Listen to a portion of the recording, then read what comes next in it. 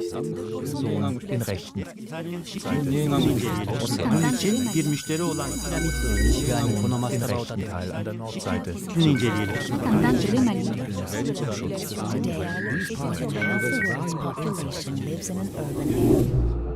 Moving forward. There's a lot of talk about, in terms of a bicycle renaissance in various countries, and specifically often in the world's big cities. And what I've been studying is cycling policy and advocacy in London, in the UK. So I'm going to talk a bit about what's going on there, about what kind of things the advocates are asking for, what the policy situation is, and thinking about cycling as a social movement of people as engaged in making political demands around cycling. So you need to know something first about the UK context. So in the UK, we have had a transition in terms of cycling. We used to have, in 1952, cycling was 12% of all distance travelled. So we had a multimodal society in the UK in 1952. That completely disappeared in the 20 years after 1952. By 1972, cycling was 1 to 2% of distance travelled, and it's stayed at that level ever since, despite attempts to resuscitate it. So at a national level, we have very little cycling in the UK. But the interesting thing from an academic and a policy point of view is that it's not evenly distributed. There are some places where cycling levels are high, and there are some places where cycling levels have gone up. And in terms of advocacy, in terms of the politics of cycling, it's quite interesting to look at what's happening in those places where cycling is going up, because it hasn't been on the agenda and now it is. And there are potentially lessons for other cities like Paris, New York, Berlin and so on, where cycling is also increasing.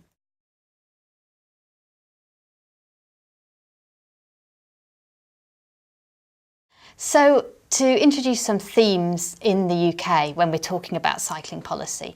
In the UK, traditionally, cycling is seen as an inferior mode of transport. It's seen as something local. It's not strategic. It's not of national importance. Government ministers don't see cycleways in the same way they would as, for example, high-speed rail. High-speed rail is prestigious and large. Cycling is cheap and therefore less interesting. Cycling is also traditionally seen as something that is marginal, or that marginal people do. So it's seen as something that people do because they have no choice. It became the mode of the poor very quickly after World War II. Or it's seen as something for leisure that children do, or people do in their free time. It's not a serious transport mode. It's something that's at the margins. What's also important, I think, is that cycling, even when cycling is seen as a good thing, and in the 1990s onwards in the UK it's been described as a good thing, it's good for health, it's good for the environment, it's good for congestion and all these other things, it's still seen as an individual choice. It's not seen as a system or a service. So we might talk about the rail system in the UK. We might talk about the bus service, but we don't talk about the cycling service or the cycling system.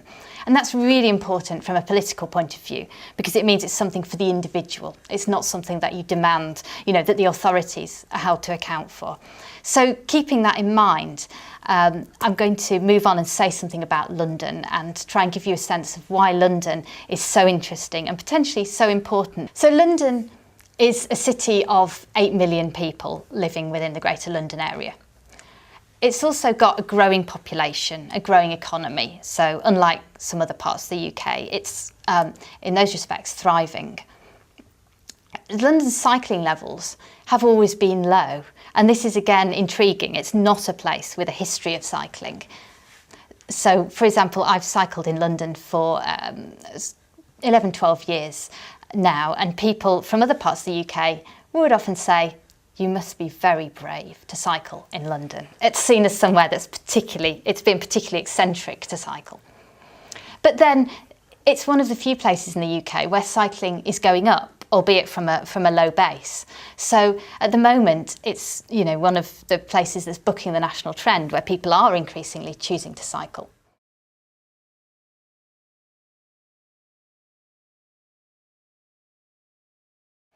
And London spends a lot more on public transport than do other parts of the UK.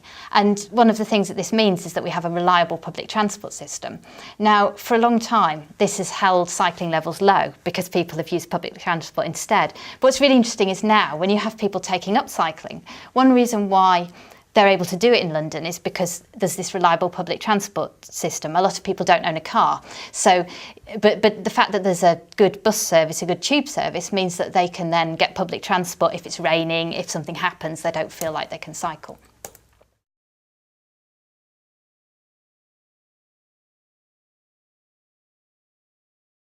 So who's cycling in London? Well, overall, if you look at the overall mode share, you'd think not many people, because the mode share for cycling in London has doubled, but it's gone up from 1% to 2%, so it still looks pretty marginal. But if you look other places, you'll find a lot of cyclists. If you count cyclists on London's bridges going in the morning to work, then quite often 50% of the vehicles on the roads are bicycles. It's really prominent, it's really visible. And in particular, the people we're seeing cycling are people who live in inner London and commute to central London.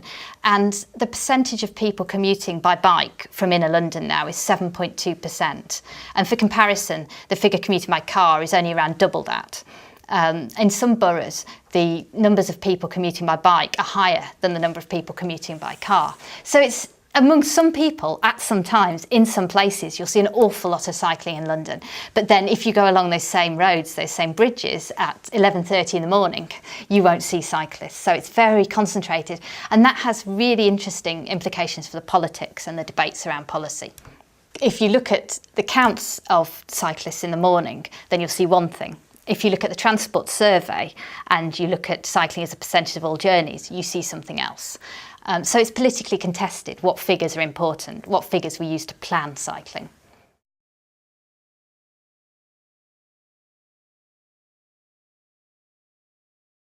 The other figures that have become, sadly, quite important is the injury figures. And one idea that people have in terms of cycling is that we have the safety in numbers effect. So as you have more people cycling, the risk falls. More cyclists, more safety. But unfortunately in London, we don't seem to be seeing that. It's not a clear pattern that we're seeing safety in numbers. And we're still seeing relatively high numbers of deaths and serious injuries compared with, for example, the Netherlands, Denmark and so on. So we're not seeing the reduction in injuries and deaths that we might have hoped to see alongside the increase in cycling.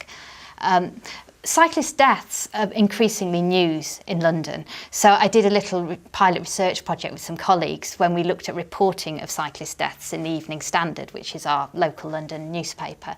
And in the 1990s, virtually none of the deaths were reported. 20 years on, you see that nearly all of the deaths are reported. Increasingly, cyclist deaths are seen as newsworthy. So that is also part of the political debate.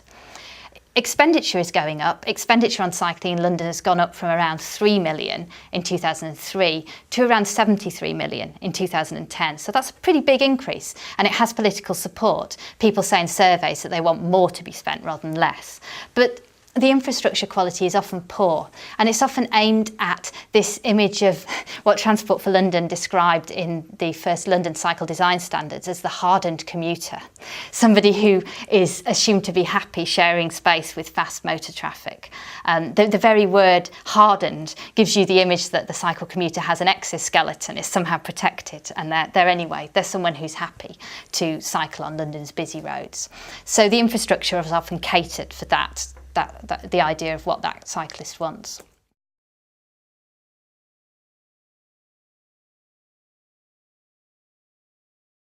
What we've seen alongside this sort of growing prominence of the rise in cycling, but also the issue of injuries, is a rise in social media activism, which I've found really interesting to follow. There's a profusion of blogs, and I could just give you some examples, not chosen in any particular order. Crap Cycling and Walking in Waltham Forest, War on the Motorist, the Alternative Department for Transport, and Vol au Speed, which is one of my favourite names for a blog because it's based on, it's a play on velocipede, and the picture he uses on his blog has a folding bicycle with a stuffed toy vole on it. So there's a lot of humour in those blogs, but they're basically a way in which people can share ideas, share arguments and organise on the internet. So a lot of these blogs are people who want to see better investment in cycling, more effective investment in cycling, and more responsibility taken for the deaths and injuries on London's streets.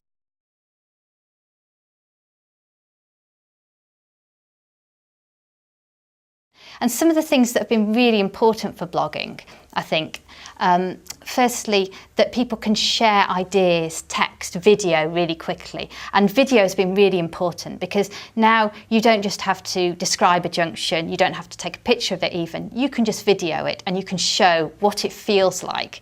The idea is to cycle through this junction. And this is really powerful. People look at it and they think, wow, you know, it's like that. That's how bad it is, or that's how good it is, potentially. People speak when they're blogging, when activists are talking about how cycling could be better in London. They often share the idea of speaking for the non-cyclist. So not speaking for the community of existing cyclists, but the 98%, people will say, who don't currently cycle. What do they want? So you're kind of speaking for an imagined political subject, this non-cyclist who doesn't currently cycle but who wants to, which is quite interesting. It's allowed expertise, I think, to be more democratised as well, because often transport debates, they're very exclusive, and people feel like they need to be able to read engineering diagrams, they need to have access to a lot of information, they need to have read the TSRGD, the various transport sign manuals and so on. And it can be very off-putting, it can be very difficult for people who are outside that to understand these things. And I think one really important thing that these bloggers have done is that they've opened up debates around what cycling should look like. So, for example, they'll take an engineering drawing and they'll present that in pictorial terms. They'll present videos, they'll show people what that would feel like that if the engineering drawing was actually implemented.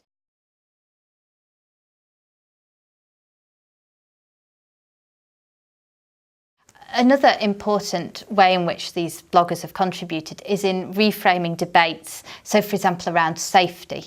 So traditionally in the UK, as I was saying, cycling is seen as an individual choice, and safety is seen as an individual responsibility. Hence, we have the responsibility to wear helmets, to wear high visibility clothing, to have all kinds of gadgets to keep us safe.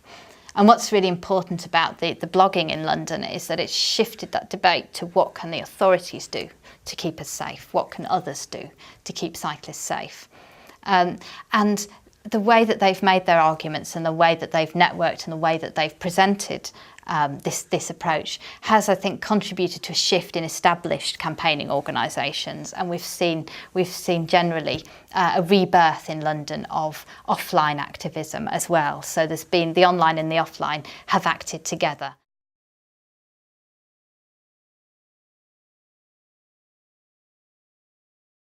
So to illustrate some of these points, I just wanted to say a couple of things about an organisation called Londoners on Bikes that I've been studying. Did some interview research, some survey research and some ethnography with the organisation. They're a pop-up campaign that was set up in January 2012, and the idea was to mobilise the bike vote in the London elections, the mayoral elections. And this is something that's quite novel. You know, there hadn't been a bike vote before, so why on earth would you vote with your bike on the basis of being someone who cycles? And they managed to sign up 6,633 people to pledge to vote with their bikes, which they generally saw as quite an achievement. They organised both online and offline, so they would have, for example, leafleting, and that would be organised on Facebook, on Twitter and so on. And it felt a little bit, doing the ethnography, like a secret society. You'd sign up to do some leafleting, you'd turn up, there would be some people you'd never met there.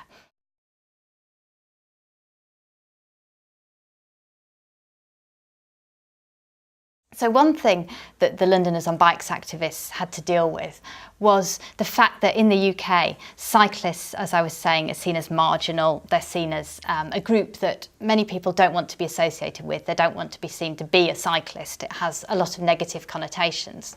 So Londoners on Bikes deliberately define themselves as Londoners and then on bikes. And they were keen to stress that they weren't keen cyclists. They weren't interested in bikes for the sake of bikes. It was a commuter choice that they made. It wasn't something they did for leisure. It wasn't something they did for fun. So there's kind of an appeal to a respectability, a respectable transport mode. It was also important for these activists that Londoners on Bikes was a short-term campaign. It was aimed at influencing the mayoral election. They didn't have to be cycle campaigners. They could just do it for a little bit. So they could frame it very much around London and what they wanted London to be like, but also draw on their experience of London locally, so places that were near them, that they wanted to be better. As I was mentioning, there's been a shift in seeing cycling as an individual issue to more of a collective political issue. And Londoners on Bikes was part of making that happen through seeing it as something that you could campaign around in elections, something that became an important voting issue.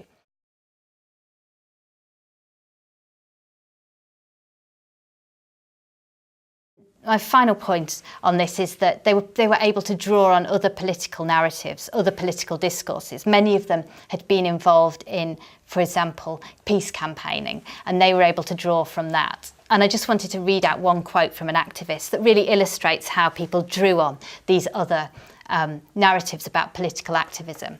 So this activist says, "Peace is not just this big thing for the UN to sort out in hideous conflict zones. It's something that we live with day to day, and particularly I work with young people. So thinking about what peace means in London is something I spend quite a bit of time on. So I started to think, well, there is this other space in which there is an absence of peace," and by that she meant the streets in London. So she was applying her experience with young people and in conflict resolution to what was happening on the London streets. So just to say something finally about the Londoners on Bikes movement and about many of these new advocacy networks, I think it's interesting that they make two types of claim. They make a claim both in terms of distribution, for material things, for infrastructure. They're demanding more space for cycling, they're demanding better cycle facilities, but they're also making claims around what's called recognition, cultural claims. They're making an argument that they should be seen as people on bikes, not as a minority group of cyclists. So there's those two things going on there, and that's potentially what's made it so politically powerful, that you've not just got the claim for resources, you've also got the claim for cultural recognition. Seite sowie den Außenbereich den rechten.